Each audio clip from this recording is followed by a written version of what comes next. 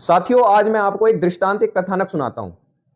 भारत के जैसा एक देश था जहां पर राजा अपने राज्यों में राज कर रहे थे, पर अचानक से एक असुर उस देश की ओर आक्रमण करता है और उन राज्यों को छिन्न भिन्न कर देता है।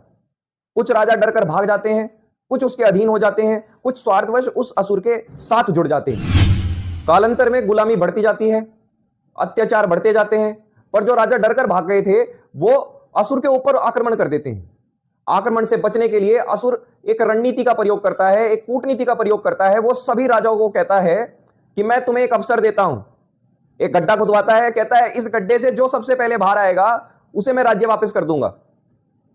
राजाओं को यह बात अच्छी लगती है और सबके सब उस गड्ढे में कूद जाते हैं, पर उस गड्ढे से कोई निकल नहीं पाता और असुर सालों साल राज्य करता है, उस भूमि को भोगता है।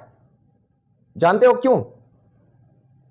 क्योंकि उस गड्ढे में जो राजा थे ना, जो भी ऊपर जाता था वो एक दूसरे की टांगे खींचकर नीचे उसे घसीट लेता था, इसलिए कोई बाहर आ ही नहीं पाया। आज हिंदुओं की स्थिति ऐसी ही है। अगर कोई हिंदू धर्म का प्रचार करता है, धर्म की रक्षा का प्रयास करता है, वेद का प्रचार करता है, संस्कृति की रक्षा का प्रयास करता है, या फिर भक्ति मार्ग के लिए लोगों को प्रेरित करता है, तो हिंदू ही आपस में एक दूसरे को नीचा दिखाने के लिए लगे हुए हैं। और याद रखना, अगर ऐसे ही चलता रहा तो बहुत से असुर इस भारत भूमि पर राज्य करने के लिए बैठे हुए हैं।